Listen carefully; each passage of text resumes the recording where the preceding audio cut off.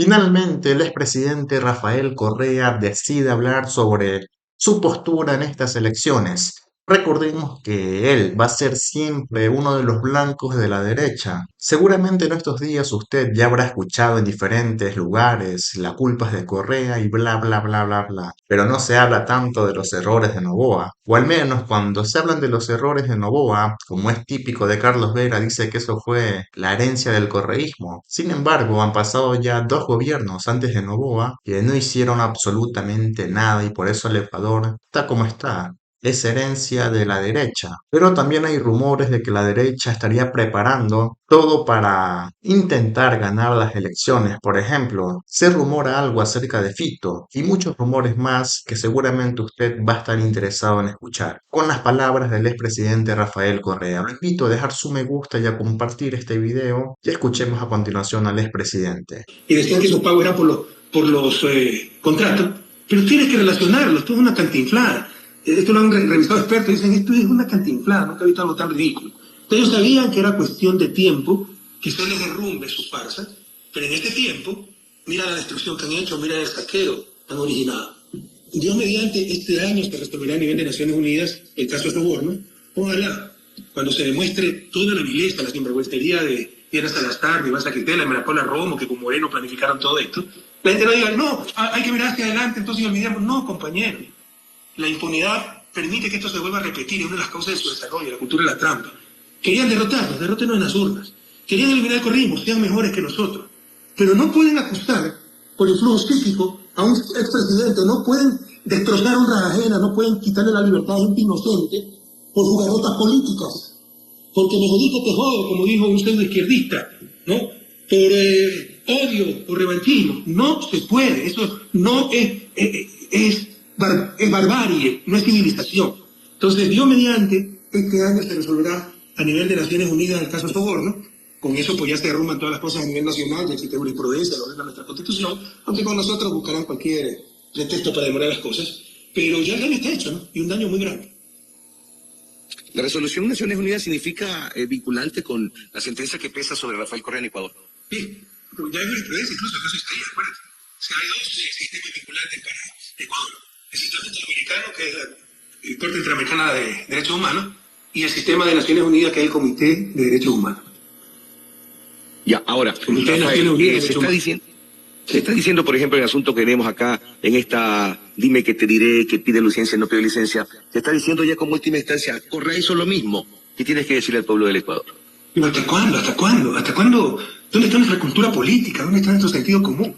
Correa hizo en 2009 cuando no había la ley pues, que te obligaba a pedir licencia. La ley del 2020, pues.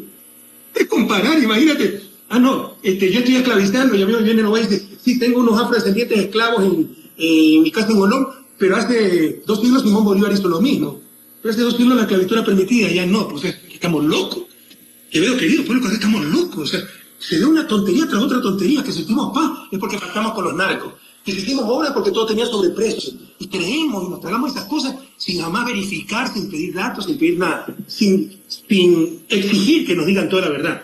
En el 2009 no existía la obligación de pedir licencia. Escríbalo, por favor. No existía. ¿Y por qué yo no pido licencia en el 2009? Porque estaba yo de candidato, estaba el vicepresidente de candidato, estaba el presidente de la Asamblea Nacional de candidato. Entonces aquí no vamos a ganar la presidencia, lo decimos al frente. En el 2013, cuando solo yo voy de candidato y asume y Lenín Moreno no, ahí le dan encargada a él la presidencia y ahí sí pido licencia, pese a que no era obligación hacerlo, pero yo creía que era sano democráticamente hablando. Pero esta discusión está de más en el 2025, porque en el 2020 hay una ley, artículo 93 del Código de la Democracia, que ellos mismos lo hicieron, ¿ya? Que te obliga, no admite interpretación, que te obliga a pedir licencia. Entonces, ¿cómo pueden comparar papas con camellos? O sea, no, Correa tampoco pide licencia en 2000. ¿Y cómo podemos discutir algo tan taxativo? Le voy a leer, pueblo ecuatoriano, me pongo los lentes por la vejentud. Los dignatarios que opten por la reelección inmediata al mismo cargo deberán hacer uso de licencias con remuneración desde el inicio de la campaña electoral. No hay donde perderse, este sujeto está rompiendo la ley, la Constitución está haciendo trampa. Y no pasa nada, no pasa nada. Nos van a destrozar como país. Ahora, cuando está transcurriendo la campaña, Tú dices que han hecho ya algunas mediciones, que no te gusta hablar de esto porque la gente puede bajar un poquito la capacidad de poder promocionar. Pero ¿cómo se avisora a nivel nacional el asunto de los asambleístas en concordancia con la misma aceptación de Luisa González? Para empezar, mi gratitud eterna a Los Ríos. Los Ríos es una locura, una locura. Muchísimas gracias, ¿no? Tal vez la mejor provincia de todas. En todo caso, incluso ganando la Manaví. En todo caso, para asambleístas mata un bloque muy grande, de nuevo el mayor bloque, pero no mayoría. ¿Por qué? Porque nuevamente hicieron trampa y para perjudicarlos, en el 2018, 2019, no recuerdo, cambiaron el método de asignación de escaño, ¿no? Antes era el método de Hunt, que está en casi toda América Latina. Ahora es el método de Wester. ¿Cuál es la diferencia? Para graficarles rápidamente. Si hay dos asambleístas en una provincia, para llevarse los dos, o el método de Hunt tienes que ganarle 2 a 1 a tu equipo. Entonces, si tú tienes 100, ¿ya? El otro tiene que tener 49, ¿no? Entonces te llevas los dos tú, ¿no? Pero con el método de Wester, tienes que ganarle 3 a 1 al que te sigue. Es decir, si le ganas 100 a 34, el segundo se lo lleva el que sacó 34. Favorece a la minoría, suena bonito, no, porque atomiza, dispersa la asamblea, que es uno de los problemas que existen. Se hace perder gobernabilidad, que es lo más necesario en los países en vía de desarrollo. Por eso la mayor parte de América Latina tiene el método Tejón. Algunos países europeos tienen el método Wester porque ya se gobiernan solitos y priorizan la participación de la minoría. Esto no solo perjudica a la asamblea, perjudica a los consejos municipales también, donde los alcaldes tienen gravísimos problemas de gobernabilidad por la atomización del Consejo Municipal debido a esta reforma con dedicatoria, dedicada a nosotros para impedirnos tener mayoría absoluta en la Asamblea. Que nuevamente le hicieron daño a la Revolución Ciudadana, sí, tal vez, pero sobre todo le hicieron daño a tu patria, porque con eso se ha perdido una gran gobernabilidad y como habrán notado en la última Asamblea ha sido muy difícil consolidar mayorías estables precisamente por esta atomización, por la gran dispersión de pequeños movimientos locales, asambleístas independientes que pueden llegar debido a este método totalmente inadecuado para nuestra realidad, que se llama método de Wester. Rafael, con la propuesta de la Revolución Ciudadana, ¿es posible retomar todo lo que se hizo en la administración de Rafael Correa con Luisa González? ¿Es posible que todo lo que se ha venido, de acuerdo a la visión que tiene Revolución Ciudadana, se ha venido deshaciendo? ¿Es posible recuperar todo lo que se hizo en la Revolución Ciudadana? No, hay cosas irrecuperables. La primera cosa es el tiempo, que es el recurso más escaso y uno de los problemas latinoamericanos, no que hemos sentido la urgencia. Que tengamos 200 años de su desarrollo y que después de 2000 años lo desarrollemos, no hay problema. ¿Cuántas generaciones se han perdido para el buen vivir? Hemos perdido 8 años para el desarrollo. Mi proyecto vital era ver a mi país fuera de su desarrollo. No hay país de América Latina que en 200 años de vida independiente haya superado su desarrollo. Por el contrario, al norte del río Bravo, Estados Unidos y Canadá lo hicieron y fueron también colonias. Es una de las grandes cuestiones que debemos plantearnos los latinoamericanos.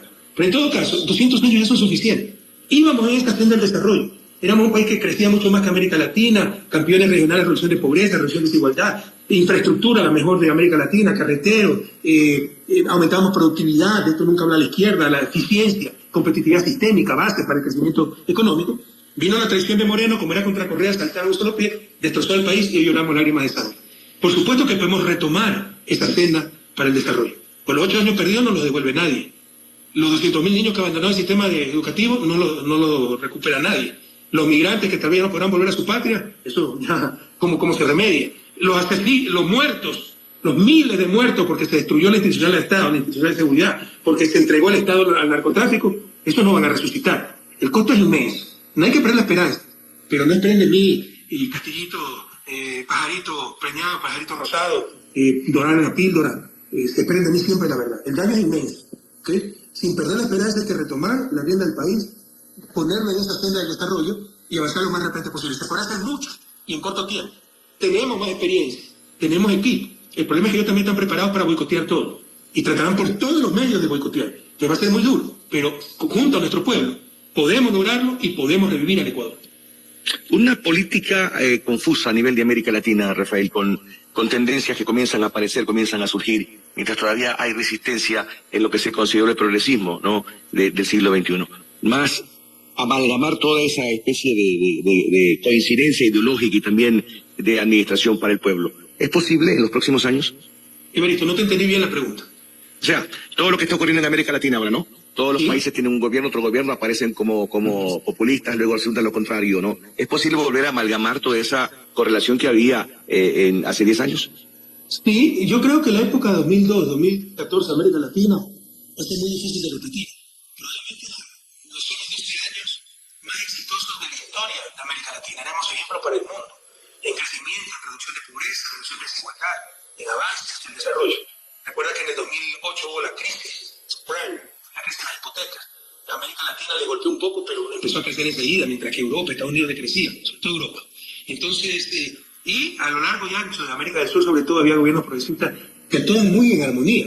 Michelle Bachelet, Cristina Fernández de Kirchner, Evo Morales, Raúl, Hugo Chávez, también nuestro candidato, Lula da Silva, quien te habla, incluso Fernando Lugo llegó en Paraguay, ¿no? Entonces, y actuábamos, tenemos nuestra diferencia, por supuesto, pero en lo esencial coincidíamos y se creó UNASUR, se creó CELAC, actuamos como bloque, como región, que es sumamente importante por el bienestar de nuestro pueblo. Separados nos aplastarán. Separado el capital transnacional es el que nos pone las condiciones. Yo quiero invertir en tu país, pero me exoneras de impuestos, me bajan los salarios básicos. Unidos queremos nosotros los que le pongamos las condiciones al capital transnacional. Esta época la veo muy difícil de repetir. Sin embargo, se puede lograr mucho, porque objetivamente hablando, ahora incluso hay más gobiernos de izquierda que en esa época. Tal vez no en Sudamérica, pero en toda América. México. Antes no era... por primera vez, en los años 90, México tiene un gobierno de izquierda. Por ejemplo, Colombia. Colombia es el país más de derecha, conservador de América Latina, y hoy tiene un gobierno de izquierda. Honduras. Bolivia tiene un gobierno de izquierda. Honduras tuvo en esa época con Mel Zelaya, ¿no? Guatemala. ¿Ya? Entonces, hay un gran peso sobre el progresismo, objetivamente hablando, se perdió Argentina, pero por ejemplo, de las 5 más grandes economías de América Latina, la más grande es Brasil, en manos de Lula da Silva, a la izquierda. De ahí sigue México, con Morena, con Claudia Sheinbaum, una mujer extraordinaria, izquierda. De ahí sigue Colombia, comandada por Petro, Gustavo Petro, también un presidente de izquierda. De ahí sigue Argentina, ¿no? Que la perdimos y está este Chilán Milei. Y de ahí sigue Chile, con un gobierno de izquierda también. Entonces, eso nunca antes del siglo XXI se había visto en América Latina. Entonces, hay cosas buenas que están pasando, pero obviamente se necesita más coordinación entre esos gobiernos progresistas, coordinación que sí teníamos en este periodo dorado, como te decía, de nuestra América, del año 2002 al 2014. Agradecías a la provincia de Los Ríos porque manifiestas que en las mediciones y proyecciones está incluso mejor que Manabí. Eso es el trabajo de los alcaldes que tienen la Revolución Ciudadana de la provincia, como Alexis Fernando Matute en Quevedo, por ejemplo. Sí, pero Alexis ha tenido problemas. Yo estimo muchísimo a Alexis, él representa todo lo que queremos empujar como revolución, por eso nos odian las élites, ¿no? Porque Alexis es un chico de extrema pobreza, vendedor de periódicos, cuidando a su hermana, su madre tuvo que emigrar, él que cuidaba a su hermana. Y ahora es PhD en ingeniería agrónoma, me parece, de la Politécnica de Liège, una de las mejores universidades de Europa, gracias a las becas de la Revolución Ciudadana y las oportunidades de la Revolución Ciudadana. Eso nos llena de orgullo, eso es lo que queremos, igualdad de oportunidades, que la gente, que por sus méritos, esfuerzos puede llegar lejos, no es que por el abolengo, por las palancas, ¿no? Así sea el tipo más brillante, si te llamas Matute no llegas a ningún lado, así sea el tipo más inútil, si tienes un nombre ribombante, con abolengo, con pedigrí, ¿no? Así sea un perezoso sin estudios, te aseguro que vas a llegar lejos. Entonces, eso tiene que cambiar, el país lo estamos cambiando, por eso nos odian, porque quieren el poder, cuando hay igualdad de condiciones, son una gran clase media. Entonces, Alexis ha tenido problemas en su alcaldía, ¿por qué? Porque el gobierno les debe dinero, porque el anterior alcalde, John Salcedo, les dejó quebrado todo, les dejó desfinanciado el puente que están construyendo, y la gente no entiende eso, solo que, esto falta. Entonces, ojalá pueda seguir adelante con el apoyo de la población, pero lo que sí te digo es que, te ratifico, es que Alexis Matute representa lo que queremos como Revolución Ciudadana, oportunidades para todos. La propuesta legislativa apunta a consolidar un cambio en la estructura de lo que vive el país. La violencia, Rafael, ¿a qué obedece? Se dice acá que en Ecuador la violencia obedece porque ya no está el amigo Rafael Correa. En parte, ¿no? Porque por destruirnos a nosotros, hacernos quedar mal, destruyeron el Estado. Acuérdate cómo saltaban de alegría. Eliminábamos el Ministerio de Seguridad. El Estado B se Correa, bravo. Hicimos quedar como idiota a Correa. Eliminamos el Ministerio de Justicia. El Estado B se Correa, bravo. Hicimos quedar como estúpido a Correa. Eliminamos el Ministerio del Interior, encargado de la Ciudad Ciudadana, bravo. Hicimos quedar como imbécil a Correa. Y hoy somos uno de los países más violentos del planeta. Y la gente se pregunta por qué. Por todo lo que hicieron. Y aplaudieron en su momento algunos. ¿Ya? Porque el Ministerio de Seguridad coordinaba, destruyeron toda la institucionalidad de seguridad del Estado, y especialmente de la función ejecutiva. El Ministerio de Coordinador de Seguridad, como su nombre indica, coordinaba todas las agencias, las instituciones, las instancias que tienen que ver con seguridad. Algunos creen que seguridad es solo la policía, a lo sumo las Fuerzas Armadas. No, seguridad. es Ministerio de Relaciones Exteriores, para saber quién entra, quién sale, coordinación internacional para la lucha contra el crimen organizado, que es tan importante.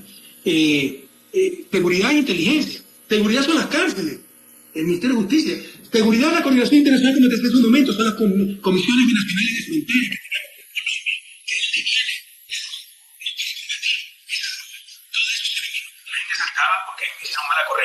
Porque los odiadores, ¿no? De alegría. El Ministerio de Justicia era el que se encargaba de las cárceles.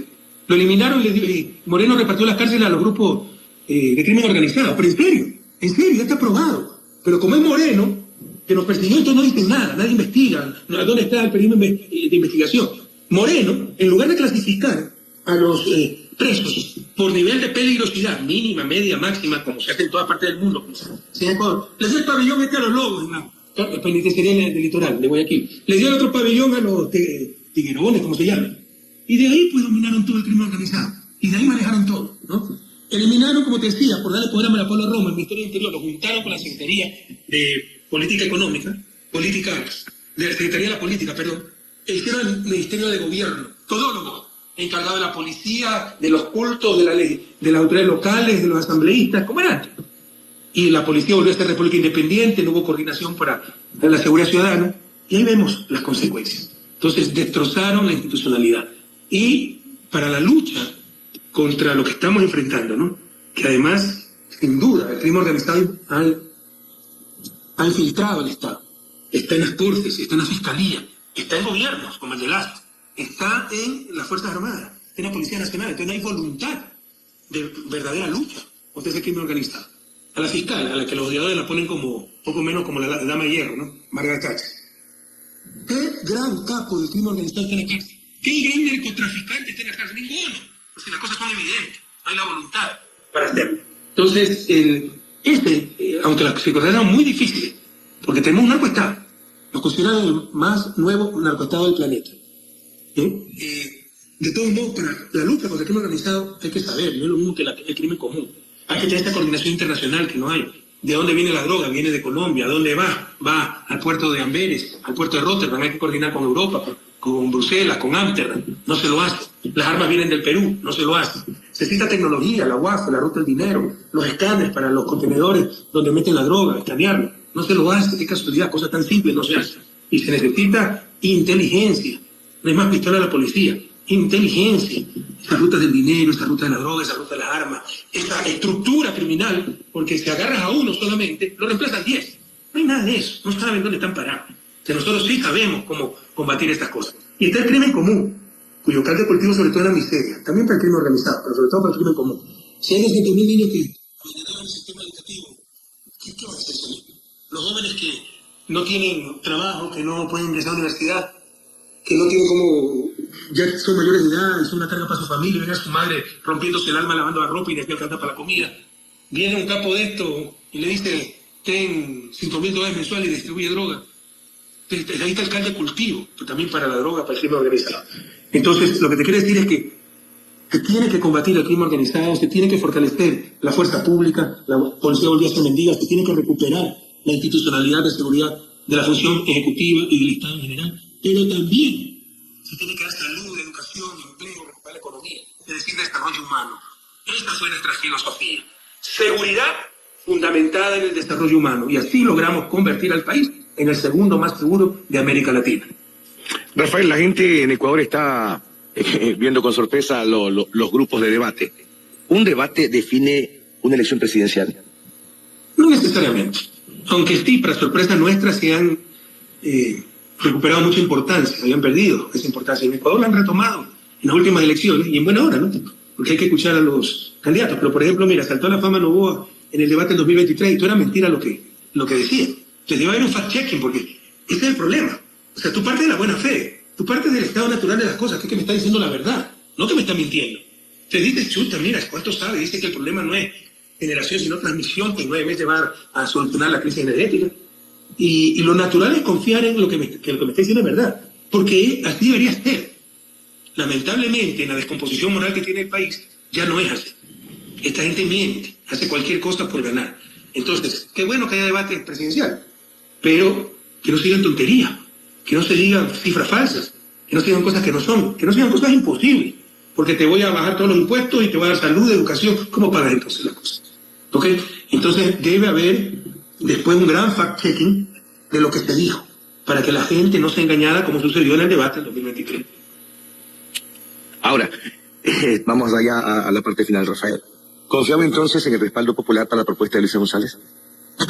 Bueno, eso tiene que responder el pueblo ecuatoriano, porque cuando perdimos las dos anteriores elecciones, siempre los pseudoanalistas, bueno, la Revolución Ciudadana tiene que hacer una culpa y una examen una autocrítica de por qué perdieron. Primero, tendríamos que preguntarnos cómo así seguimos vivos. Oye, es fácil olvidarse las cosas, Evaristo. A nosotros nos robaron el partido político, llevamos 8 años de persecución, han hecho exiliar a toda nuestra dirigencia histórica. Yo mismo tengo 55 indagaciones penales. Jorge Glass está sepultado en vida en una cárcel de alta seguridad. Hemos tenido un asesinato de reputación y lofer, como se llama, guerra pública sin precedentes en la historia del Ecuador y de América Latina, porque Ecuador es el país que más lejos ha ido en el lofer, pero como un país marginal no se conoce tanto, ¿no? A mí me condenaron por influjo psíquico, me quitaron mis derechos políticos, me quitaron la seguridad, me quitaron la pensión vitalicia, ¿no? Y a todos han perseguido así. Y tenemos nosotros que explicar por qué no podemos ganar las elecciones, cuando además tenemos a toda la prensa en contra, ¿no? Cuando íbamos a ganar en la primera vuelta en el 2023, se tiraron a Fernando Villavicencio y nos culparon. Cuando en el 2021 también íbamos a ganar y se inventaron que el Ejército de Liberación Nacional nos financiaba y trajeron hasta al fiscal de Colombia para el show. Entonces es facilito olvidarse las cosas. La primera pregunta es, ¿cómo así seguimos vivos? Después de tanta persecución, tanta difamación. Y la respuesta es gracias al pueblo ecuatoriano que reacciona cada día más. Y lo segundo, sí, seguramente podemos hacer bien las cosas, pero recuerden, con mucho dolor les digo, no esperen de nosotros mentiras, demagogia, regalar cocinas que ni siquiera funcionan porque no se las puede conectar, se necesita conexión 220, ¿no? Nosotros vamos a hablar con la verdad, nosotros estamos aquí no por ganar una elección, sino por lograr el buen vivir para todos y todos. Para eso se necesita ganar la elección. Pero si voy a sacrificar el objetivo por el medio, que es ganar la elección, no lo vamos a hacer. Entonces, lo que les quiero decir es que también una parte depende de los actores políticos, las propuestas, los planes, y la mayor parte depende del electorado. Reflexión, que ya no se deje engañar. Le voy a decir una cosa muy dura, políticamente incorrecta, pero cierta. Debemos madurar, debemos mejorar nuestra cultura política. Lo que les quiero decir es, cada vez que elegimos mal, este Noboa ha sido un payaso, ha sido un mentiroso, este Lazo, un banquero sin vergüenza. Es que no sabían que era banquero Lazo, es que no sabían que Noboa era un niño engreído, que le puso 50 juicios a su esposo, un mal tipo, no lo sabían, ¿no? Entonces, el votante irreflexivo no es víctima, Evaristo. Ecuatoriano, el votante irreflexivo no es víctima, es cómplice. A votar reflexivamente, a votar responsablemente, porque está en juego el futuro del país. La situación es extremadamente grave. Hay esperanza, podemos retomar esa senda de progreso. Pero la situación es extremadamente grave porque han destrozado el país. Yo no he visto destrucción tan profunda y rápida en época de paz. De ser el segundo más seguro de América Latina a ser uno de los países más violentos del mundo. A tener 4 ciudades ecuatorianas entre las 10 más seguras de la región, entre ellas Quito, la única capital que estaba ahí, es decir, Quito era la más segura, la capital más segura de América Latina. Hoy tenemos 3 de las 10 ciudades más violentas del mundo. La primera, Durán, y ahí también está Guayaquil y está Esmeraldas. De ser exportadores de energía, Colombia y Perú, tener una de las matrices eléctricas de las 5 más seguras del planeta, ganándole a países con energía atómica como Francia. Eso era nuestro Ecuador, el Ecuador de la Revolución Ciudadana. Hoy volvimos a tener cortes de 12, 14 horas que pudieron ser evitados si se sabía lo que se tenía que hacer desde el primer momento. Hoy volvemos a comprar energía carísima de nuestros vecinos. Entonces la situación es muy grave, el daño ya está hecho, el costo es altísimo, pero podemos revivir Ecuador. Pero eso depende, en parte no es de nosotros, las propuestas. Son las mejores propuestas, tenemos los mejores equipos, tenemos la experiencia. Pero la mayor parte está en ustedes, ¿no? En ustedes, queridas queveñas, queveños, queridos riocenses, queridos ecuatorianos, en sus manos, el 9 de febrero, está la oportunidad de revivir a Ecuador. Y de momento, amigos, esto ha sido todo. En cuanto salga más información acerca de estos detalles, se los estaré comunicando. Recuerde que en pocos días será el debate presidencial y yo lo estaré transmitiendo aquí. Las dos fases, la primera fase de Noboa con los candidatos y la segunda fase que será la más pesada de Luisa González con la ultraderecha, los Villavicencio, etc. Nos vemos.